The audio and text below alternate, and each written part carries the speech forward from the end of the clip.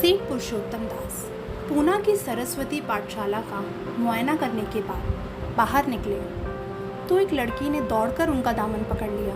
सेठ जी रुक गए और मोहब्बत से उसकी तरफ देखा और पूछा, क्या नाम है? लड़की ने जवाब दिया, रोहिणी। सेठ जी ने उसे गोदी में उठा लिया और बोले, तुम्हें कुछ इनाम मिला? लड़की ने उनकी तरफ बच्चों जैसी गंभीरता से देखकर कहा, तुम चले जाते हो, मुझे रोना आता है, मुझे भी साथ लेते चलो। सेठ जी ने हंसकर कहा, मुझे बड़ी दूर जाना है, तुम कैसे चलोगी? रोहिणी ने प्यार से उनकी गर्दन में हाथ डाल दिए और बोली, जहाँ तुम जाओगे वहीं मैं चलूँगी, मैं तुम्हारी बेटी बनूँगी। मदरसे के अफसर ने आगे बढ़कर कहा, इसका बाप साल भर हुआ नहीं रहा, माँ कपड़े सिलती है, बड़ी मुश्किल से गुजर होता है। सेठ जी के स्वभाव में करुणा बहुत थी। यह सुनकर उनकी आंखें भर आईं। उस भोली प्रार्थना में वह दर्द था जो पत्थर से दिल को पिघला सकता था। बेकसी और यतीमी को इससे ज़्यादा दर्दनाक ढंग से जाहिर करना नामुमकिन था। उन्होंने सोचा, इस नन्हे से दिल में न जाने क्या क्या अरमान होंगे और लड़कियां अपने खिलौने दिखाकर कहती होंगी, ये मेरे पापा ने दिया है। वह अपने पापा के साथ मदरसे जाती होंगी और उनकी दिलचस्पियों का जिक्र करती होंगी। यह सब बातें सुन सुनकर इस भोली लड़की को भी ख्वाहिश होती होगी कि मेरे पापा होते।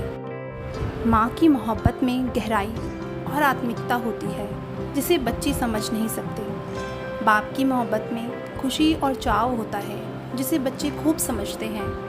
सेठ जी ने रोहिणी को प्यार से गले लगा लिया और बोले, अच्छा, मैं तुम्हें अपनी बेटी बनाऊंगा, लेकिन तुम खूब जी लगा कर पढ़ना। अब छुट्टी का वक्त आ गया है, मेरे साथ आओ, तुम्हारे घर पहुंचा दूँ। यह कहकर उन्होंने रोहिणी को अपनी मोटर कार में बिठा लिया। रोहिणी ने बड़े इत्मीनान से और गर्व से अपनी सहेलियों की तरफ देखा। उसकी बड़ी बड़ी आंखें खुशी से चमक रही थीं और चेहरा चांदनी रात की तरह खिला हुआ था। सेठ ने रोहिणी को बाजार की खूब सैर कराई और कुछ उनकी पसंद से, कुछ अपनी पसंद से बहुत सी चीज़ें खरीदी। यहाँ तक कि रोहिणी बातें करते करते कुछ थक सी गई और खामोश हो गई।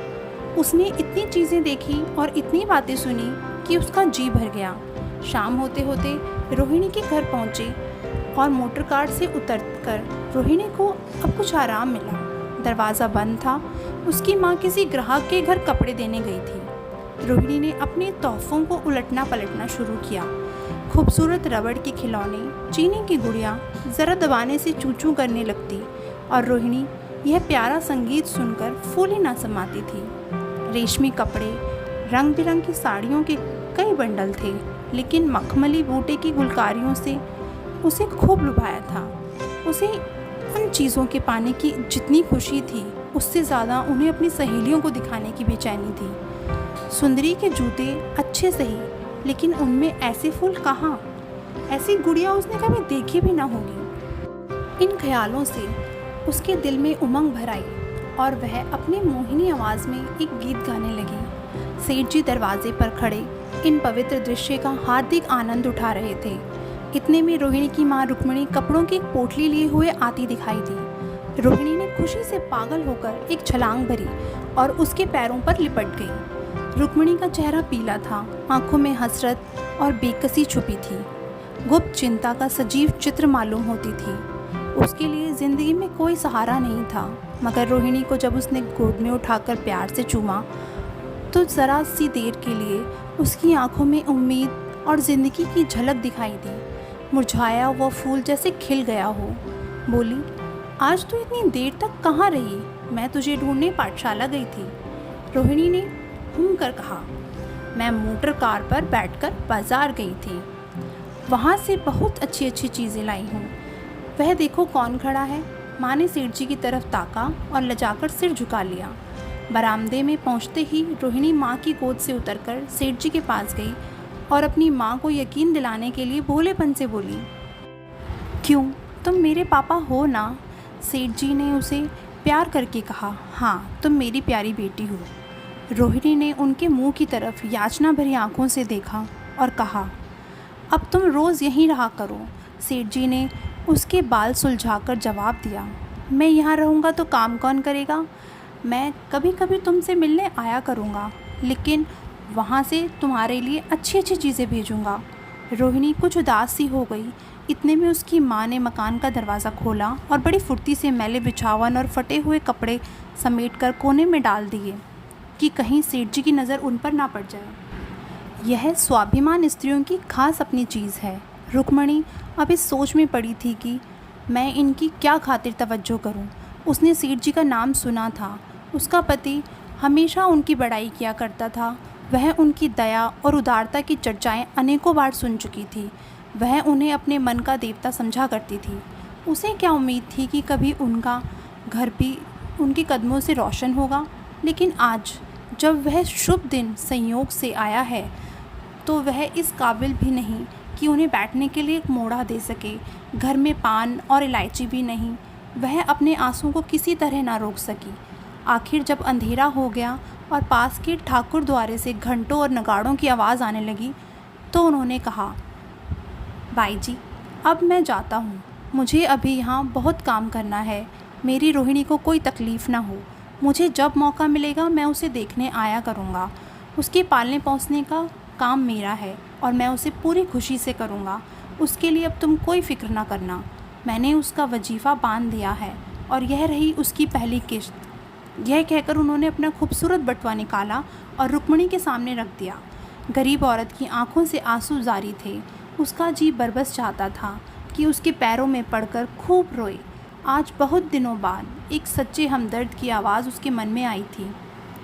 जब सेठ जी चले गए तो उसने दोनों हाथों से प्रणाम किया। उसके हृदय की गहराइयों से प्रार्थना निकली, आपने एक बेबस पर दया की है, ईश्वर आपको इसका बदला दे। दूसरे दिन रोहिणी पाठशाला गई तो उसकी बाकी सच धज आँखों में खूबी जाती थी। उस तानियों ने उसे बारी बारी प्यार किया और उसकी सहेलियाँ उसकी एक एक चीज़ को आश्चर्य से देखती और ललचाती थीं। अच्छे कपड़ों से कुछ स्वाभिमान का अनुभव होता है। आज रोहिणी वह गरीब लड़की ना रही, दूसरों की तरफ विवश नेत्रों से देखा करती थी। आज उसकी एक एक क्रिया से शैशवैचित गर्व और चंचलता टपकती थी और उसकी ज़ुबान एक दम के लिए भी ना रुकती थी। कभी मोटर की तेज़ी का जिक्र, कभी बाज़ार की दिलचस्पियों का बयान, कभी अपनी गुड़िया की कुशल मंगल की चर्चा और कभी अपने पापा की मोहब्बत की दास्तान। दिल था कि उमंगों से भरा था। एक महीने बाद सेठ पुरुषोत्तम दास जी ने रोहिणी के लिए फिर तोहफे और रुपए रवाना किए। बेचारी विधवा को उनकी कृपा से जीविका की चिंता से छुट्टी मिली। वह भी रोहिणी के साथ पाठशाला आती और दोनों माँ बेटियाँ एक ही दर्जे के साथ साथ पढ़ने लगीं। लेकिन रोहिणी का नंबर हमेशा माँ से अव्वल रहा। सेठ जी जब पूना की तरफ से निकलते तो रोहिणी से मिलने ज़रूर आते और उनका आगमन उसकी प्रसन्नता और मनोरंजन के लिए महीनों का सामान इकट्ठा कर देता। इसी तरह कई साल गुजर गए और रोहिणी ने जवानी के सुहाने हरे भरे मैदान में पैर रखा, जबकि बचपन की भोली भाली अदाओं में एक खास मतलब और इरादों का दखल हो जाता है। रोहिणी अब आंतरिक और बाह्य सौंदर्य में अपनी पाठशाला की नाक थी। हाव भाव में आकर्षक गंभीरता, बातों में गीत का खिंचाव और गीत का सा आत्मिक रस था। कपड़ों में रंगीन सादगी, आँखों में लाज संकोच, विचारों में पवित्रता। जवानी थी मगर घमंड और बनावट चंचलता से मुक्त। उसमें एक एकाग्रता थी, ऊंचे इरादों से पैदा होती है। स्त्री योचित उत्कर्ष की मंजिलें वह धीरे धीरे तय करती चली जाती थी।